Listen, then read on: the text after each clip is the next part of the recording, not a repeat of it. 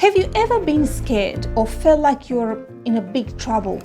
Well, in today's story, Daniel ends up in a den full of lions. Yikes! But something amazing happens. Stick around to see how Daniel's trust in God helps him through this super scary moment. You won't want to miss what happens next. Daniel and the lions. Many years had gone by since Daniel had been taken a prisoner to Babylon.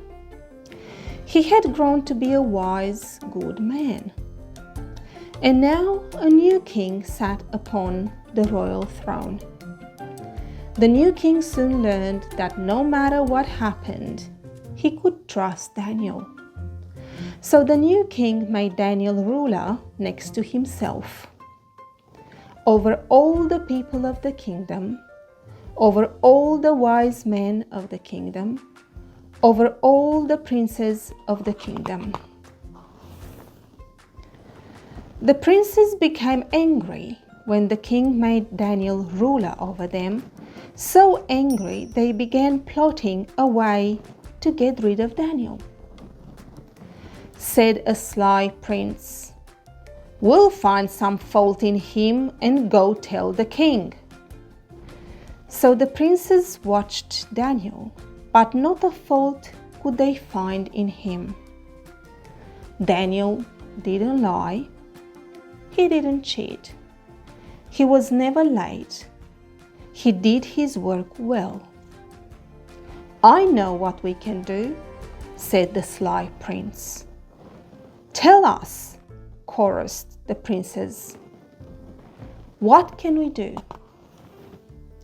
Have you not seen Daniel open his window toward Jerusalem morning, noon, and night? Have you not heard him pray to the God of heaven? Asked the sly prince. "Well, we'll write a law that anyone who prays to any god except the king for 30 days shall be thrown into the lions' den." "The king will be so pleased," said the prince. "He will not think of Daniel. He'll seal the law." "Ha, ha, ha," laughed the princes. "Daniel will be thrown into the lions' den." The princes wrote the law and took it to the king. "O king, we wish to honor you," said the sly one. "We have written a law that anyone who prays to any god except you, O king, for 30 days, he shall be thrown into the lions' den." The king was pleased. He asked for wax that he might seal the law.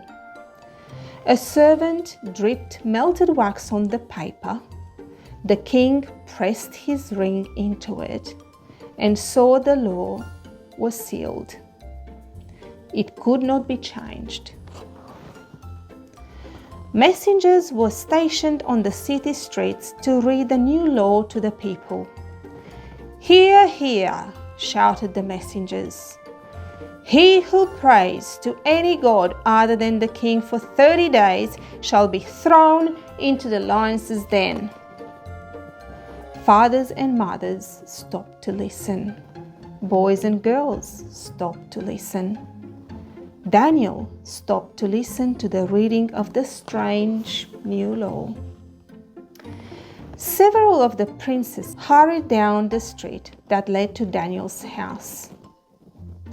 They hid where they could see the window that he always opened when he prayed.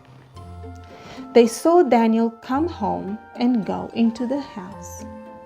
Would Daniel open his window and pray as always? Perhaps he would pray in his closet today. Maybe he wouldn't pray at all until 30 days were past. Anxiously, the princes watched and waited. And then Daniel's window opened wide. The princes saw Daniel kneel in the open window. They heard him pray to the God of heaven. They didn't wait for Daniel to say amen. They raced to tell the other princes what they had seen and heard. Together they would go to tell the king. Their plan had worked. Daniel would be thrown into the lions' den. They would get rid of him. The king was so sad for his friend Daniel. He was very sorry that he had sealed the law. Guards brought Daniel to the lions' den. Other guards rolled away the stone from the opening to the den. The lions were hungry. They growled, they roared so loudly the ground trembled. One guard seized Daniel's arms, other his feet. They threw him down among the roaring lions, and they rolled the stone back in place. Suddenly, everything became quiet. The lions no longer roared. The ground no longer trembled. The proud princes smiled at one another. They got rid of Daniel. They were sure they would never see him again.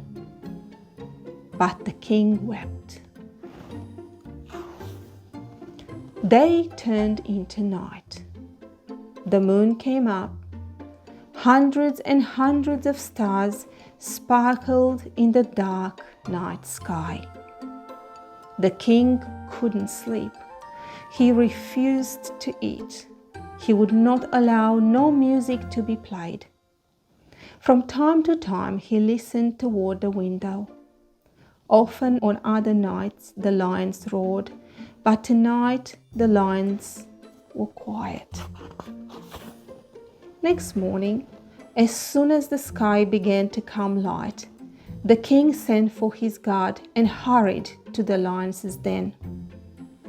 The guard rolled away the heavy stone.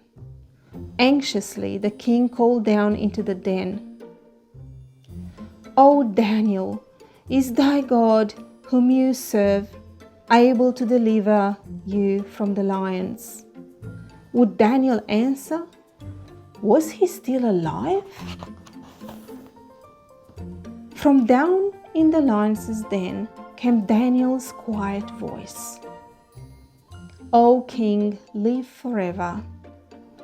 My God sent his angel and shut the lions' mouths, that they have not hurt me."